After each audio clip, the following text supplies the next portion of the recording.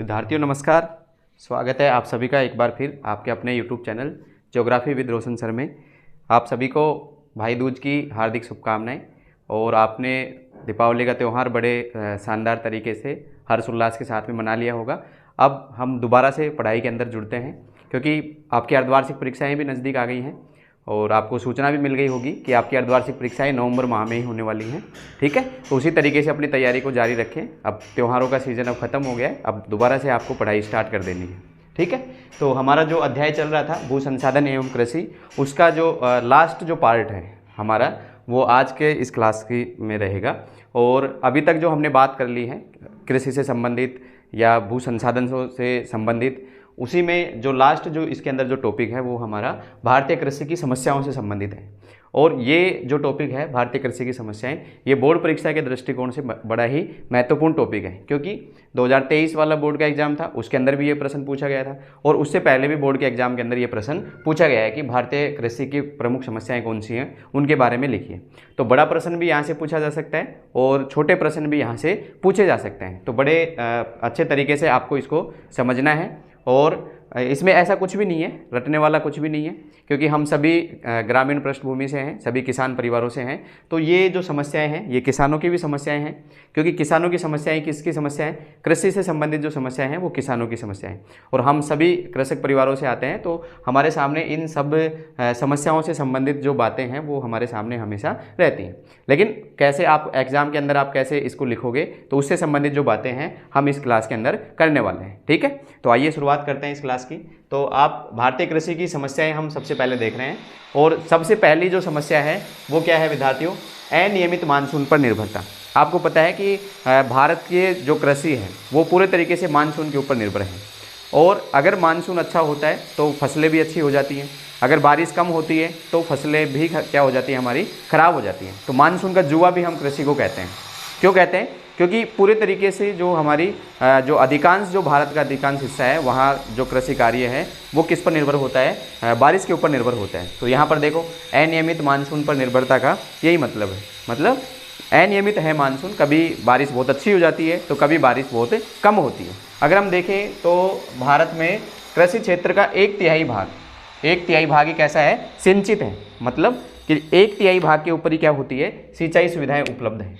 तो जहाँ सिंचाई सुविधाएं उपलब्ध नहीं है वहाँ फिर कृषि किस पे निर्भर हो जाएगी, वहाँ फिर कृषि आपके मानसून के ऊपर निर्भर हो जाती है। तो भारत में कृषि क्षेत्र का एक तिहाई, ये बात ध्यान रखना, एक तिहाई भाग मतलब 33% जो भाग है वही किससे संबंधित है, सिंचित है वो, यानी कि सिंचाई की सुविधा वहाँ उपलब्ध है। इसका मतलब ये हुआ कि 66% जो कृषि कार्य है वो किसके ऊपर निर्भर है विद्यार्थियों, वर्षा पर निर्भर है। किस पर निर्भर है वो, वर्षा पे। यानी कि वहाँ वर्षा अगर अच्छी हो जाती है तो फिर फसलें भी वहाँ पर क्या हो जाती हैं, अच्छी हो जाती हैं। ऐसे ही मानसून जो है वो क्या होता है, अनिश्चितता होती है। कई बार बारिश बहुत अच्छी आ जाती है और कई बार बारिश क्या होती है, बहुत ही कम होती है। तो जिसकी वजह से उत्पादन में क्या आती है, कमी आती है। तो आप देखो दक्षिणी पश्चिमी मानसून की अनिश्चितता, किसकी, दक्षिणी पश्चिमी मानसून को। आपको पता है कि भारतीय जो मानसून आता है वो दक्षिणी पश्चिमी मानसून होता है। तो दक्षिणी पश्चिमी मानसून की अनिश्चितता व अनियमितता से सिंचाई हेतु नहरी जल आपूर्ति प्रभावित होती है। अब जिन क्षेत्रों के अंदर बारिश कम होती है, जहाँ सिंचाई के लिए सुविधाएं बहुत कम है, वहाँ सरकार के द्वारा ये प्रयास किया जाता है कि उन क्षेत्रों के अंदर नहरों के माध्यम से नदियों का जल पहुँचाया जाए। तो अगर बारिश दक्षिण पश्चिमी मानसून में बारिश ही कम होगी तो नहरों के अंदर पानी की जो आपूर्ति है वो भी क्या हो जाएगी, कम हो जाएगी। तो उन क्षेत्रों के अंदर जो फसल उत्पादन है वो क्या हो जाएगा, प्रभावित हो जाएगा। तो देखो इस पॉइंट को, दक्षिणी पश्चिमी मानसून की अनिश्चितता व अनियमितता से सिंचाई हेतु नहरी जल आपूर्ति प्रभावित होती है। फिर अगर हम बात करें अधिक वर्षा वाले क्षेत्रों की, तो अधिक वर्षा वाले क्षेत्रों में भी काफ़ी उतार चढ़ाव पाया जाता है। इसके फलस्वरूप यह क्षेत्र सूखा व बाढ़ दोनों सुभेद्य है। ठीक है, देखो समझो क्या है, जहाँ दक्षिण पश्चिमी मानसून की अनिश्चितता से जिन क्षेत्रों के अंदर नहरों के माध्यम से सिंचाई होती है, तो बारिश अगर कम आई है, तो बारिश का पानी अगर कम है तो नहरों के अंदर पानी की आपूर्ति क्या हो जाती है, कम हो जाती है। तो जो हमारे पश्चिमी राजस्थान है या पंजाब हरियाणा वाला जो क्षेत्र है, जहाँ पर अधिकांश जो सिंचाई है वो किसके माध्यम से होती है, नहरों के माध्यम से होती है। तो वहाँ किसानों को पानी क्या मिलता है, कम मिल पाता है, क्योंकि नहरों में पानी क्या हो जाती है, कम हो जाती है, जिसकी वजह से ये बहुत सारी समस्याएं उनके सामने आती हैं। ठीक है। और अगर हम उसके अलावा हम बात करें आगे, तो सूखा मतलब जो अधिक वर्षा वाले जो क्षेत्र हैं उनके अंदर क्या होता है, अधिक वर्षा वाले क्षेत्रों में काफ़ी उतार चढ़ाव पाया जाता है वर्षा का, जिसके फलस्वरूप यह क्षेत्र क्या होता है, कई बार जैसे बहुत अधिक बारिश आ जाती है तो बहुत अधिक बारिश आने की वजह से वो क्षेत्र बाढ़ग्रस्त हो जाता है। तो बाढ़ग्रस्त कोई क्षेत्र होएगा तो फिर वहाँ पर कृषि जो उत्पादन है वो अपने आप ही क्या हो जाएगा, खत्म हो जाएगा।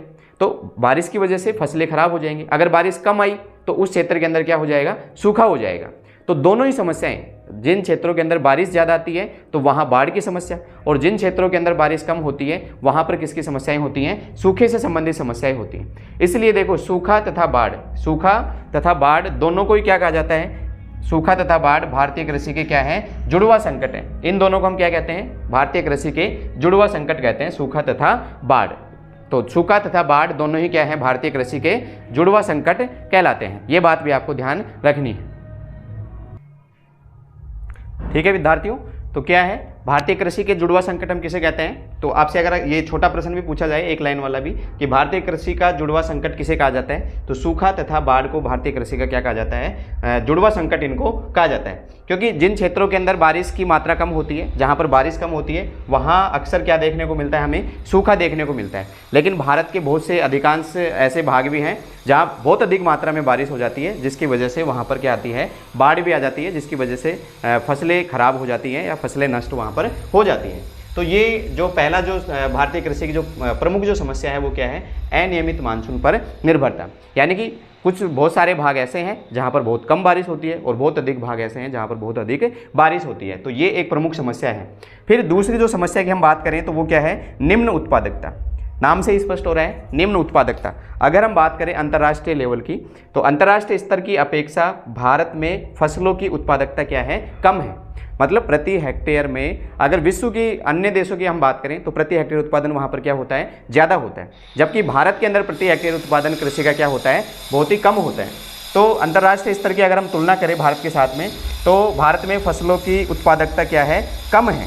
और भारत में अधिकतर फसलों जैसे चावल है, गेहूं है, कपास है, तिलहन फसलें हैं, उनकी प्रति हेक्टेयर उत्पादकता अमेरिका, रूस तथा जापान से क्या है, कम है। चावल की बात करें, चाहे गेहूं की बात करें, चाहे हम कपास की बात करें, चाहे हम तिलहन फसलों की बात करें, तो वहाँ प्रति हेक्टेयर उत्पादन, ये ध्यान रखना है कि प्रति हेक्टेयर उत्पादन अमेरिका, रूस तथा जापान से क्या है, कम है। तो प्रति हेक्टेयर उत्पादन भी भारत के अंदर क्या होता है विद्यार्थियों, कम होता है। और प्रति हेक्टेयर उत्पादन कम होने की वजह से यहाँ पर भूमि के ऊपर जो दबाव है वो क्या हो जाता है, बढ़ जाता है। क्यों? क्योंकि जनसंख्या हमारी क्या है, ज़्यादा, और उत्पादकता भी क्या हो रही है, कम हो रही है, जिससे कि भूमि के ऊपर दबाव क्या होता है, ज़्यादा होता है। तो भू संसाधनों पर अधिक दबाव के कारण अंतर्राष्ट्रीय स्तर की तुलना में भारत में श्रम उत्पादकता भी क्या होती है, बहुत ही कम होती है। क्योंकि भूमि के ऊपर दबाव ज़्यादा है, इसलिए श्रम उत्पादकता भी भारत के अंदर क्या होती है, कम होती है।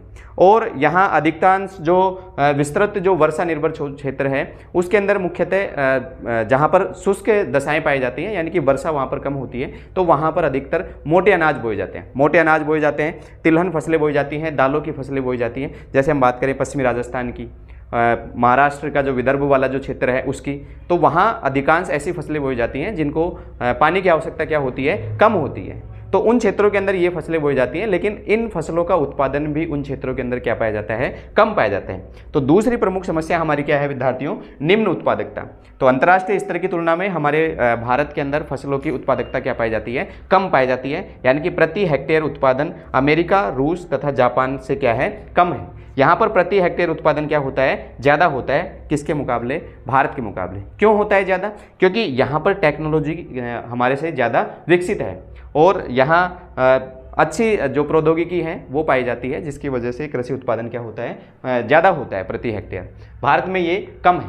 तीसरी जो प्रमुख समस्या है भारतीय कृषि की वो क्या है, वित्तीय संसाधनों की बाध्यताएं और ऋणग्रस्तता। यानी कि वित्त नहीं है, वित्त मतलब पैसे, वित्तीय संसाधन किसानों के पास नहीं है, बहुत कम पैसे किसानों के पास होते हैं, जिससे कि वो अपने खेतों के अंदर ठीक प्रकार से उत्पादन नहीं ले सकते हैं। और दूसरा क्या है, ऋणग्रस्तता। ऋणग्रस्तता का मतलब किसी दूसरे व्यक्ति से पैसे उधार ले लेना या बैंकों से लोन ले लेना, वो क्या है, ऋण।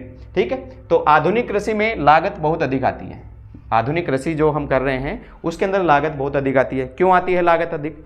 क्योंकि हम ट्रैक्टर का प्रयोग करेंगे, थ्रेसर का प्रयोग करेंगे, अच्छे उर्वरक डीएपी, यूरिया, इन सब का प्रयोग करेंगे तो उसके अंदर लागत अपने आप ही क्या हो जाती है, बढ़ जाती है। तो आधुनिक कृषि में लागत बहुत ही अधिक आती है, जिसकी वजह से जो छोटे जो किसान हैं, सीमांत किसान हैं, छोटे किसान, वो ठीक प्रकार से अपने कृषि कार्य को नहीं कर पाते हैं और इनकी जो कृषि बचत होती है, सीमांत तथा जो छोटे किसान होते हैं उनकी कृषि बचत क्या होती है, बहुत ही कम होती है। क्यों कम होती है? क्योंकि एक तो खेत उनके पास में क्या होते हैं, छोटे होते हैं, और जनसंख्या, क्योंकि परिवार बड़ा होता है, खेतों का आकार छोटा है, तो इतना ही उत्पादन हो पाता है खेत के अंदर, जिससे कि अपने परिवार का क्या हो सकता है, पालन पोषण हो सकता है। तो सीमांत तथा छोटे किसानों की कृषि बचत बहुत ही कम या न के बराबर होती है। अतः वे सघन संसाधन दृष्टिकोण से की जाने वाली कृषि में निवेश करने में असमर्थ हैं। यानी कि सघन दृष्टिकोण से जो कृषि कार्य किया जाता है, जिसके अंदर पैसों की आवश्यकता क्या होती है, ज़्यादा होती है, निवेश करने की आवश्यकता ज़्यादा होती है, तो वो निवेश नहीं कर पाते हैं।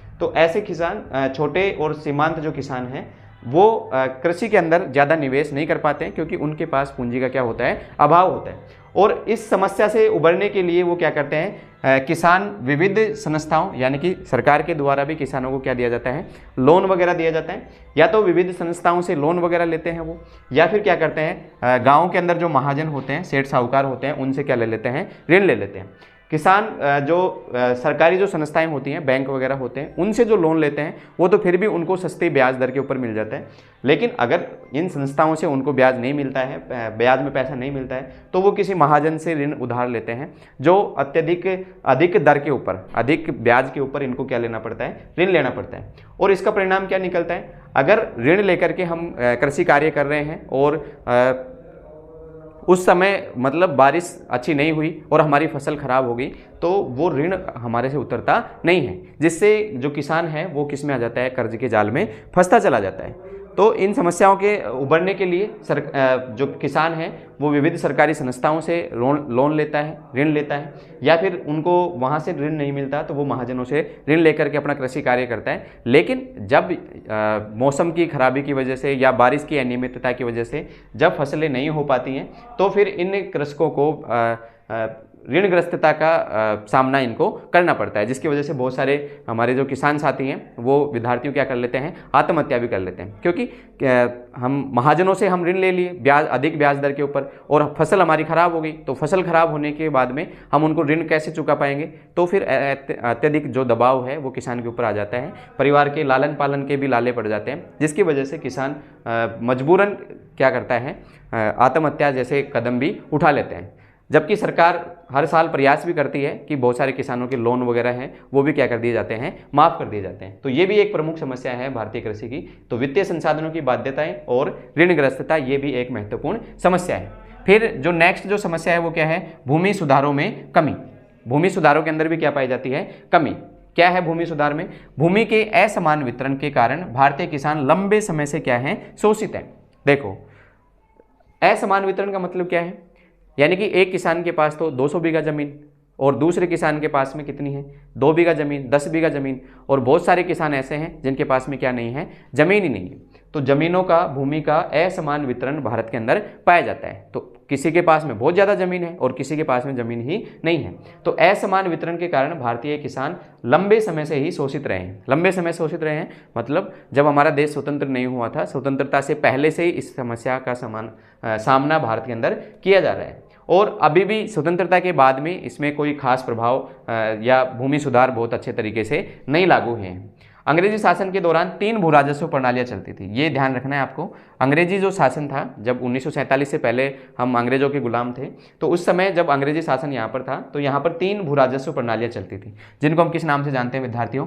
एक है महालबाड़ी, एक है रैयतवाड़ी, और तीसरी कौन सी है, जमींदारी। तो महालवाड़ी, रैयतवाड़ी तथा जमींदारी में से जमींदारी जो प्रथा थी वो किसानों के लिए सबसे अधिक शोषणकारी रही है। क्यों शोषणकारी रही है, देखो जमींदारी प्रथा में क्या होता था, महालवाड़ी प्रथा क्या है, रैयतवाड़ी प्रथा क्या है, इसको थोड़ा सा हम समझते हैं। जमींदारी प्रथा, एक तो ये ध्यान रखना है आपको, 1793 ईस्वी के अंदर ये जमींदारी प्रथा लागू की गई थी।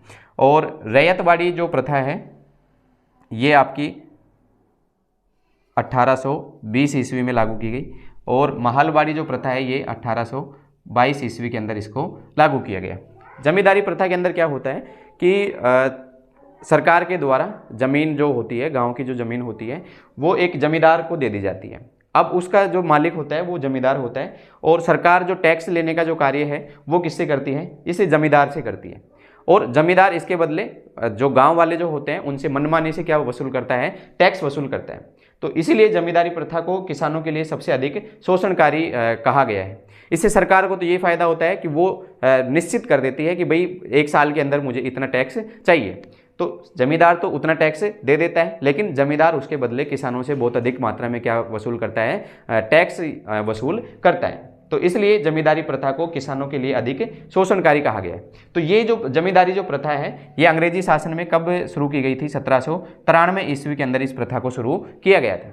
फिर जब जमींदारी प्रथा से किसानों की स्थिति दयनीय हो गई, क्योंकि अगर बारिश नहीं आई, किसी वर्ष किसान की फसल ठीक से नहीं हुई है, बारिश की अनियमितता की वजह से नहीं हुई है, या अन्य किसी कारण से अगर किसान ने फसल नहीं की है, तो जमींदार को तो क्या चाहिए? टैक्स चाहिए। वो तो टैक्स किसी प्रकार से वसूल करेगा, तो वो अत्यधिक शोषण किसानों का होता था। दूसरी जो प्रथा है वो 1820 के अंदर रैयतवाड़ी प्रथा चली। ठीक है, रैयतवाड़ी प्रथा के अंदर क्या है? 1820 के अंदर जो ये रैयतवाड़ी जो प्रथा आई है, इसके अंदर क्या होता है कि भूमि का जो स्वामी है वो किसको बना दिया गया? किसान को बना दिया गया। अब डायरेक्ट जो टैक्स है ये जमींदार की आवश्यकता नहीं है, सरकार डायरेक्ट टैक्स किससे लेती थी? इसी किसान से लेती थी। तो रैयत मतलब जमींदार, मतलब किसान, रैयत मतलब होता है किसान। तो डायरेक्ट किसान को अधिकार दे दिया और किसान से ही क्या वसूल किया जाने लगा? टैक्स वसूल किया जाने लगा। इसमें थोड़ी रियायत मिली। और ये जो महालवाड़ी जो प्रणाली है, भू राजस्व की प्रणाली, ये 1822 के अंदर इसको भारत के कुछ राज्यों के अंदर इसको लागू किया गया। महालवाड़ी प्रथा के अंदर क्या है? महालवाड़ी प्रणाली के अंदर क्या है विद्यार्थियों? इसके अंदर मतलब ना तो जमींदार और ना ही किसान, इसमें पूरा जो गांव है, आपका जो पूरा गांव है, उस पूरे गांव को मतलब टैक्स के दृष्टिकोण से पूरे गांव को शामिल कर लिया, और पूरे गांव के ऊपर टैक्स लगा दिया कि भाई इतना टैक्स इस गांव से हमें मिलना चाहिए। अब उससे क्या होता है कि एक किसान के ऊपर ज़्यादा दबाव नहीं आता। अगर किसी किसान के खेत के अंदर कम फसल हुई है, तो दूसरे सारे किसान हैं वो सब मिल करके राजा का जो टैक्स है वो देते थे। तो अंग्रेजी शासन के दौरान ये 3 भू राजस्व की प्रणालियाँ भारत के अंदर प्रचलित थी। महालवाड़ी है, रैयतवाड़ी और जमींदारी। इसमें से सबसे ज़्यादा जो शोषण की जो नीति रही है वो कौन सी रही है? जमींदारी प्रथा रही है, क्योंकि इसमें जमींदार सरकार को तो टैक्स दे दिया, लेकिन वो किसानों से मनमाने तरीके से क्या लेता था? टैक्स लेता था। तो इस प्रकार की जो व्यवस्थाएं थी वो अंग्रेजी शासन के दौरान रही हैं। फिर 1947 की स्वतंत्रता के बाद में भूमि सुधारों को क्या दी गई है? प्राथमिकता दी गई है।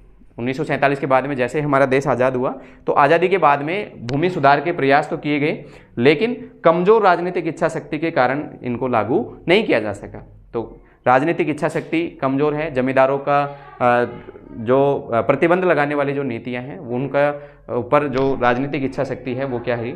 कमज़ोर रही, यानी कि ठीक प्रकार से भूमि सुधारों को लागू नहीं कर पाए हैं। तो अभी भी भूमि सुधारों को ठीक प्रकार से लागू नहीं कर पाए हैं, जिसकी वजह से बहुत सारे किसानों के पास में ज़मीन बहुत ज़्यादा है। यानी कि ऐसा हो कि भाई फिक्स ऐसा हो जाए कि भाई प्रत्येक किसान के पास में इतनी ज़मीन रहनी चाहिए। तो ऐसे में सभी किसानों के पास में थोड़ी बहुत ज़मीन रहेगी, जिससे कि सभी का क्या हो सकता है?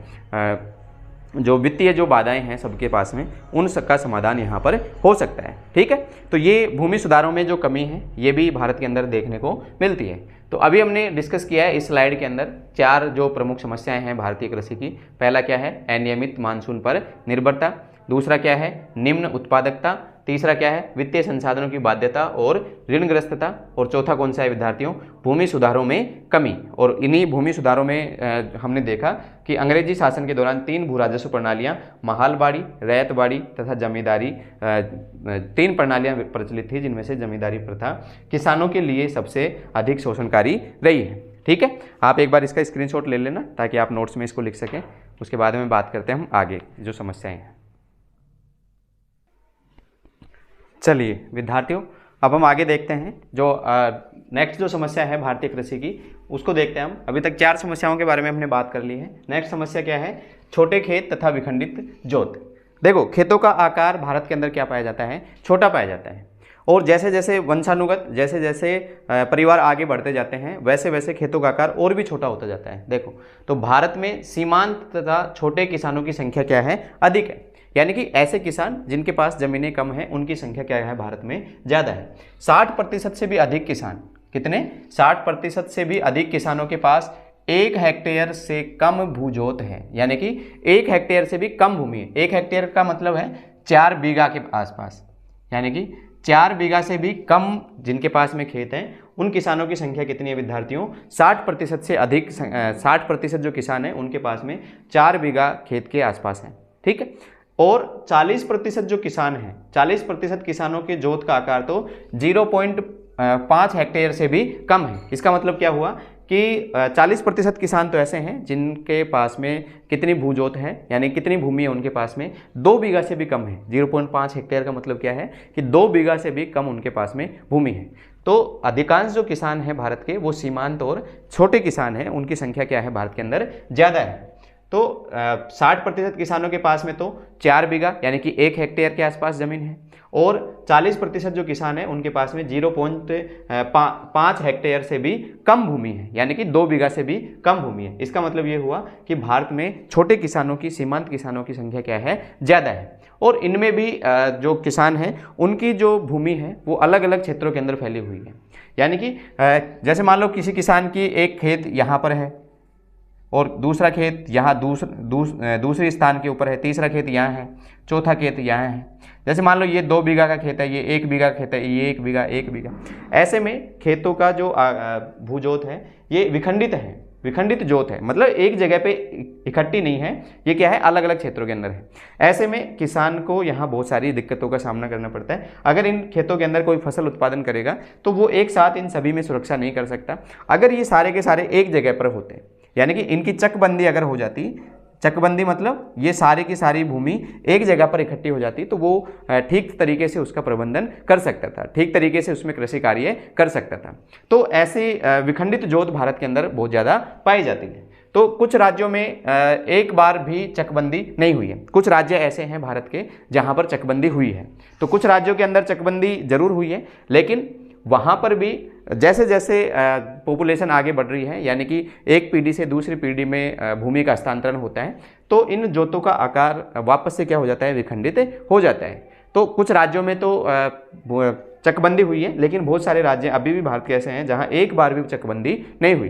तो वहां पर कैसी भूजोत पाई जाती हैं? विखंडित भूजोत पाई जाती हैं, यानी कि अलग अलग जगह के ऊपर खेत पाए जाते हैं, जिससे किसान को क्या होता है? नुकसान होता है। एक तो वित्तीय संसाधनों का भी नुकसान होता है, क्योंकि किसान को एक स्थान के ऊपर पहले फसल बोना है, फिर उसके बाद में दूसरे स्थान के ऊपर जाना है, तो ट्रांसपोर्ट का जो खर्चा है या उसके सुरक्षा के दृष्टिकोण से भी अगर हम देखें तो उसमें भी बहुत खर्चा होता है। तो इस प्रकार से विखंडित जोत पाने के कारण से भी कृषि उत्पादन क्या होता है? कम होता है।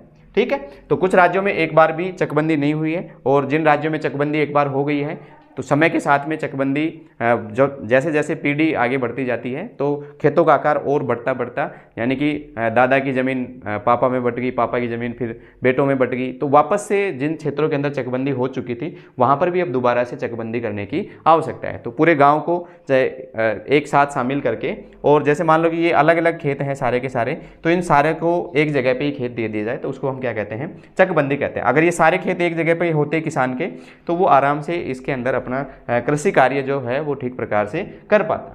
ठीक है, तो इस प्रकार के छोटे खेत तथा विखंडित जोत भारत के अंदर पाई जाती हैं। तो ये भी एक प्रमुख समस्या है कि अगर ये खेत एक जगह पे होता तो किसान ठीक प्रकार से उसमें कृषि कार्य कर सकता था।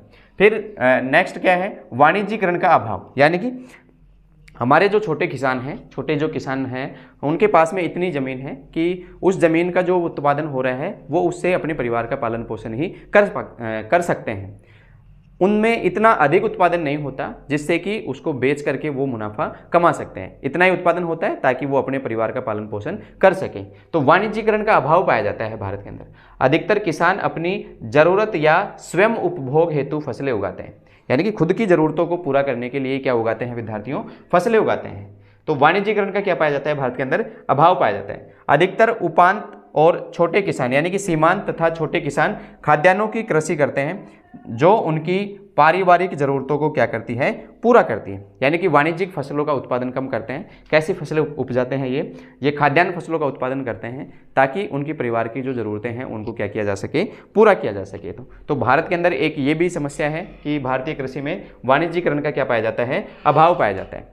और हम अगर इसके अलावा बात करें हम, तो व्यापक अल्प रोजगारी पाई जाती है, अल्प बेरोजगारी यहाँ पर पाई जाती है। भारतीय कृषि में विशेषकर असिंचित क्षेत्रों के अंदर, जहाँ वर्षा के ऊपर निर्भर किसान होता है, तो असिंचित क्षेत्रों के अंदर अल्प बेरोजगारी यहाँ पर ज़्यादा पाई जाती है। तो अल्प रोजगारी यहाँ पर पाई जाती है, मतलब क्या है कि केवल बारिश वाले मौसम के अंदर ही किसान को क्या मिलता है, रोजगार मिलता है। इसके अलावा अधिकांश समय तक किसान क्या होता है, बेरोजगार होता है, यानी कि मौसमी बेरोजगारी यहाँ पर पाई जाती है। मौसमी बेरोजगारी का मतलब क्या है, एक समय विशेष के लिए वहाँ पर किसान जो होता है वो क्या हो जाता है, बेरोजगार हो जाता है। 4 से 8 माह तक ऐसा होता है।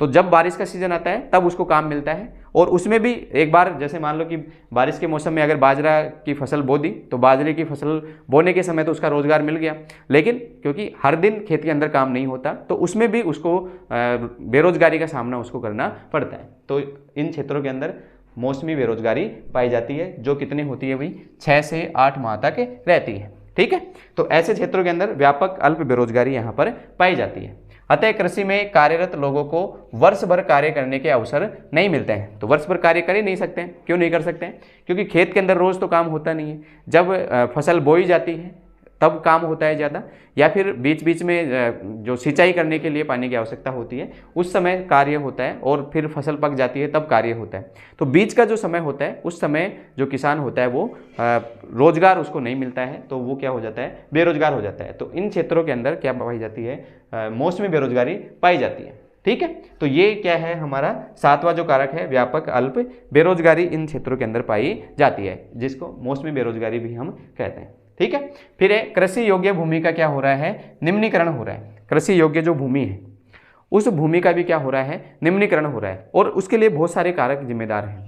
जो कृषि करने योग्य जो भूमि है वो धीरे धीरे उसका क्या हो रहा है, निम्नीकरण, मतलब उसमें भी क्या आती जा रही है, कमी आती जा रही है। कमी यानी कि पहले सिंचाई की सुविधाओं की वजह से, या फिर मृदा अपर्दन की वजह से, या जलीय जो अपर्दन हो रहा है, वायु अपर्दन हो रहा है, तो उसकी वजह से जो कृषि योग्य जो भूमि है उसकी क्या होती जा रही है, निम्नीकरण होता जा रहा है, यानी कि उसके अंदर कमी आती जा रही है। तो देखो, भूमि संसाधनों का निम्नीकरण सिंचाई और कृषि विकास की दोषपूर्ण नीतियों से उत्पन्न समस्या है। किससे? सिंचाई और कृषि विकास की जो दोषपूर्ण नीतियां हैं उनसे उत्पन्न है समस्या है। कृषि भूमि का एक बड़ा भाग जलाक्रांतता। जलाक्रांतता का मतलब क्या है विद्यार्थियों, कि ऐसी भूमि जिसके अंदर सिंचाई की सुविधा उपलब्ध है, तो सिंचाई की सुविधा होने की वजह से उस खेत के अंदर या मृदा के अंदर पानी की जो आपूर्ति होती है वो ज़्यादा हो जाती है। तो पानी की आपूर्ति ज़्यादा होने की वजह से जलाक्रांतता जिसको हम कह रहे हैं, पानी की पूर्ति ज़्यादा होने की वजह से नीचे से जो क्षारीय जो पदार्थ हैं वो ज़मीन के ऊपर आ जाते हैं, जिसकी वजह से वो उस मिट्टी की उत्पादक क्षमता क्या हो जाती है, कम हो जाती है। तो जलाक्रांतता है, लवणता तथा मृदा क्षारता के कारण बंजर हो चुका है। तो भारत का बहुत अधिकांश भाग इस समस्या का सामना कर रहा है, और बहुत अधिक जो हमारी जो भूमि है वो क्या हो चुकी है, इसकी वजह से बंजर हो चुकी है। फिर दूसरा, हम कीटनाशकों का भी अत्यधिक प्रयोग कर रहे हैं। तो कीटनाशकों का अधिक प्रयोग करने की वजह से मिट्टी के अंदर जो कीटनाशक जो जहरीले जो तत्व हैं, उन जहरीले तत्वों का सांद्रण क्या हो गया है, ज़्यादा हो गया। तो कीटनाशकों के अत्यधिक प्रयोग से मृदा में जहरीले तत्वों का सांद्रण क्या हो गया है, ज़्यादा हो गया। ये मृदा के अंदर ही रहते हैं ये जहरीले तत्व, और फसल के द्वारा, ये जैसे गेहूं की फसल हमने बो दी तो गेहूं के अंदर आ जाते हैं, और फिर उन्हीं गेहूं को हम खा लेते हैं। तो उससे भी हमारे मतलब बीमारियों की संख्या क्या हो रही है, बढ़ रही है। तो कीटनाशकों के अत्यधिक प्रयोग से मृदा में जहरीले तत्वों का सांद्रण क्या हो गया है, ज़्यादा हो गया है। और अगर हम देखें इसमें भू निम्नीकरण का, तो सिंचित क्षेत्रों के फसल प्रतिरूप में जो सिंचित वाले क्षेत्र हैं, यहाँ यानी कि जहाँ पर सिंचाई के लिए सुविधा उपलब्ध है, उन क्षेत्रों के अंदर तिलहन फसलों को कम बोया जाता है। तिलहन फसलें आपको पता है, जो तिलहन और दाल वाली जो फसलें होती हैं, दाल के पौधे की जो जड़ होती है उसके अंदर राइजोबियम नामक जीव पाया जाता है, जो नाइट्रोजीकरण का कार्य करता है, यानी कि वायुमंडल की जो नाइट्रोजन है उसको नाइट्रेट में बदलता है, जिससे कि मिट्टी की जो प्राकृतिक उर्वरता है वो उसके अंदर वापस से आती है। और दूसरा, एक बहुफसलीकरण के कारण, बहुफसलीकरण के कारण क्या हो रहा है कि हम एक कृषि वर्ष के अंदर बहुत अधिक फसलें ले रहे हैं, 2 से 3 फसलें उसके अंदर ले रहे हैं, मतलब जमीन को क्या नहीं छोड़ा जा रहा है, परती नहीं छोड़ा जा रहा है। परती छोड़ने का फायदा क्या होता है विद्यार्थियों, परती छोड़ने की वजह से क्या होता है कि मिट्टी की जो प्राकृतिक उर्वरता है वो क्या हो जाती है, उसके अंदर वापस से बन जाती है। तो बहुफसलीकरण के कारण क्या हो रहा है कि लगातार हम फसल लेते जा रहे हैं, मिट्टी को खाली नहीं छोड़ रहे, खेत को खाली नहीं छोड़ रहे, इससे उसकी प्राकृतिक जो उर्वरता है वो क्या हो जाती है, नष्ट हो जाती है, जिससे भूमि निम्नीकरण होता है। तो ये बहुत सारे जो कारण हैं, ये बहुत सारे कारकों के कारण भू निम्नीकरण भारत के अंदर हो रहा है। तो चाहे हम मृदा अपरदन की बात करें, चाहे जल अपरदन की बात करें, चाहे वायु अपरदन की बात करें, क्योंकि मिट्टी के ऊपर की जो उपजाऊ जो परत होती है वो मृदा होती है उसका निम्नीकरण हो जाता है या उसका कटाव हो जाता है। तो कटाव की वजह से वो मिट्टी उपजाऊ नहीं रहती है, और अधिक कीटनाशकों का प्रयोग करने से जहरीले तत्व का सांद्रण मिट्टी के अंदर हो जाता है, और बहुफसलीकरण होने की वजह से हम प्राकृतिक रूप से उसको उर्वर नहीं कर रहे हैं। तो ये बहुत सारे जो कारण हैं जिनकी वजह से कृषि योग्य भूमि का क्या हो रहा है, निम्नीकरण हो रहा है। अब इसके समाधान के लिए हम क्या कर सकते हैं, कृषि योग्य भूमि का जो निम्नीकरण हो रहा है उसके समाधान के लिए हम क्या कर सकते हैं कि कीटनाशकों का प्रयोग क्या करें, कम करें। केवल उतना ही कीटनाशकों का प्रयोग करें जितनी उसके अंदर क्या होती है, आवश्यकता होती है। यानी रासायनिक जो खाद है, उन रासायनिक खादों का प्रयोग भी हम क्या करें, कम करें। इतना ही उनका उपयोग करें ताकि फसल का उत्पादन क्या हो जाए, ठीक हो जाए। ऐसा नहीं है कि बहुत अधिक मात्रा में हम DAP यूरिया का यूज कर रहे हैं, उससे मिट्टी की उत्पादन क्षमता धीरे धीरे क्या होती जाती है, कम होती जाती है। और बहुफसलीकरण को नहीं अपनाएं। बहुफसलीकरण तो ठीक है, लेकिन बीच बीच में जमीन को क्या छोड़ना आवश्यक है, परती छोड़ना भी आवश्यक है।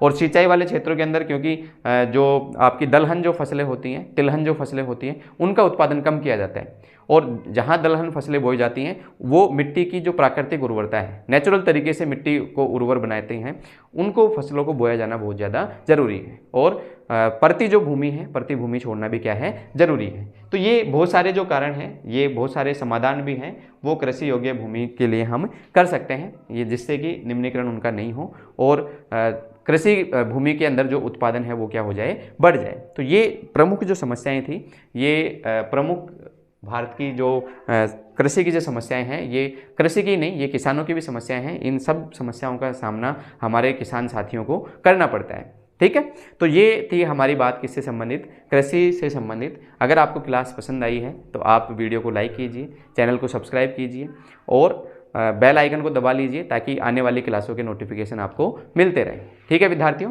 मिलते हैं एक नेक्स्ट क्लास के अंदर। आपको इसके अंदर और क्या आपके अगर कुछ सुझाव हैं तो आप ज़रूर उसको कमेंट बॉक्स के अंदर लिखा कीजिए।